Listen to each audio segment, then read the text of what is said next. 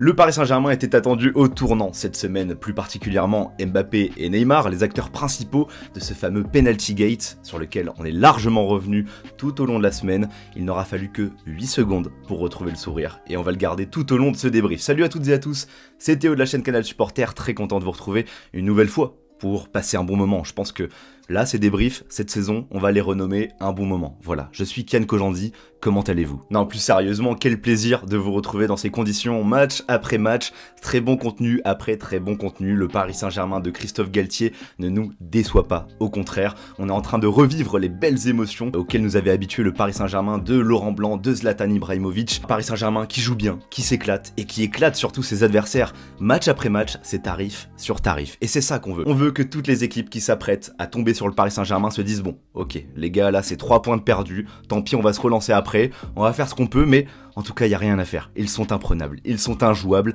et c'est ce qu'on voit depuis le début de cette saison sous l'ère Galtier. Et je pense qu'on était plutôt nombreux à attendre ce match, ce premier test, on va dire, face à une belle équipe de Ligue 1 qui fait un plutôt bon début de saison, qui produit du jeu. Pour rester sur les standings de ce début de saison, Paris a marqué encore une fois au moins 5 buts, 7 pour le coup, face à la meilleure équipe qu'on a rencontrée depuis le début de saison. Évidemment, il faudra voir ce que ça donnera contre de meilleures équipes encore en championnat, mais aussi, bien sûr, lors des échéances européennes. En attendant, la préparation est parfaite, il n'y a presque rien à redire si ce n'est encore une fois ce petit but encaissé, on reviendra là-dessus juste après. Parce que oui, juste avant de poursuivre mon analyse, vous en avez sûrement l'habitude, mais voilà, je vous demande encore une fois votre soutien si vous aimez ce genre de contenu, si vous aimez le travail qui a été proposé tout au long de la saison, tout au long de cet été. Bref, je vous invite évidemment à soutenir la chaîne à l'aide d'un pouce bleu, d'un commentaire pour faire monter un petit peu le référencement, et à vous abonner à la chaîne, ça c'est vraiment la meilleure des consécrations. On est plus de 22 000 sur la chaîne au moment où je vous parle, et je vous en remercierai jamais assez. Évidemment, on ne peut pas parler de ce match sans commencer par le but le plus rapide marqué en championnat, le but le plus rapide marqué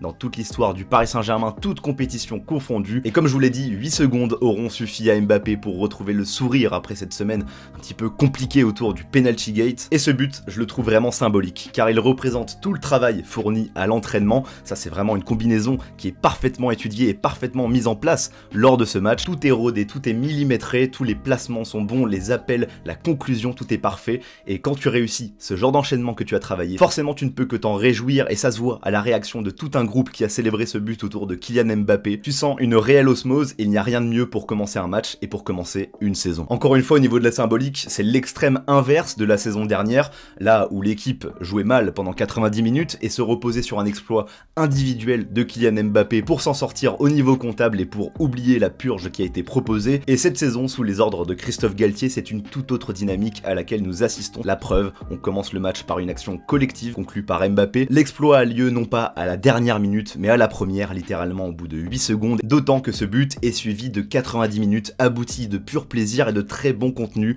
collectif, mais aussi individuel. Tu t'y retrouves partout. Le Paris Saint-Germain est dangereux dans toutes les phases de jeu, imprévisible. Et encore une fois, tout ce que je vous décris là se retrouve dans une seule et même symbolique, celle de ce premier but, qui survient juste après un engagement, là où on aurait pu s'attendre à un Paris Saint-Germain qui va asseoir sa domination, qui va contrôler le ballon pour essayer de faire courir l'adversaire, pour l'épuiser, pour ensuite trouver la brèche. Non, là le Paris Saint-Germain il va directement avec une combinaison, des automatismes qui ne peut se réaliser qu'avec des joueurs en confiance et qui ont l'habitude de jouer ensemble. Et ça c'est dû à une très bonne préparation qui a trouvé sa genèse au début du mois de juillet. Et toujours dans ce sens, le Paris Saint-Germain de Christophe Galtier affiche encore une fois une composition d'équipe qui ne change quasiment pas. La seule variable, eh bien, c'est Mbappé, quand il était disponible ou pas. Tu as Sarabia qui joue ou pas. Sinon, le reste de l'équipe, c'est toujours le même. Et c'est là que je vais mettre l'accent sur le travail qui est fourni par Christophe Galtier et toute son équipe.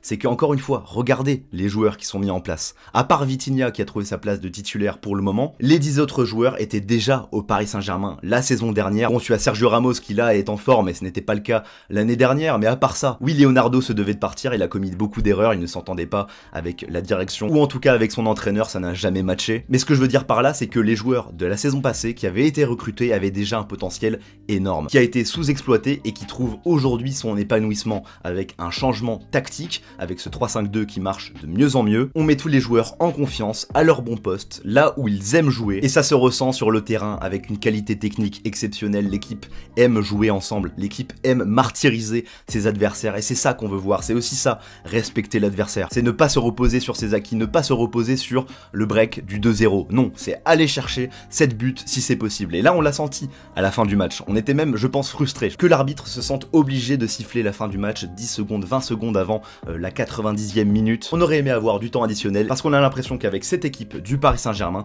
tu n'as besoin que d'une minute ou deux pour planter un but. Bon, évidemment, dans ce débrief, on est obligé de faire une petite parenthèse. Neymar et Mbappé, je pense que tout comme moi, vous les avez scrutés, que ce soit au niveau de leur jeu, mais aussi de leur body language. Je pense qu'on a tous analysé tout ce qu'ils ont pu dégager, et forcément, c'est très positif. Alors, je ne sais pas s'ils gardent leur complicité passée en dehors du terrain, mais en tout cas, après cette mini-crise, entre guillemets, à laquelle on a assisté cette semaine, la complicité technique sur le terrain, elle, est irréprochable. Et c'est ça que je vais retenir aujourd'hui. Les deux joueurs n'ont cessé de se chercher et de se trouver. Tu as deux passes décisives magnifiques, encore une fois, de Neymar pour Mbappé. On les a également sentis complices lors des célébrations, mais ça a été le cas avec toute l'équipe, et c'est le plus important finalement. Car aujourd'hui, certes, c'est le festival Neymar-Mbappé, avec un triplé d'Mbappé, doublé de Neymar, des passes décisives, en veux-tu, en voilà. Mais c'est surtout un festival collectif, avec Verratti qui a trouvé son complice au milieu de terrain avec Vitinha. Ça c'est magnifique, j'ai l'impression parfois de voir deux Verratti. Messi lui s'épanouit toujours autant au cœur du jeu, il est décisif,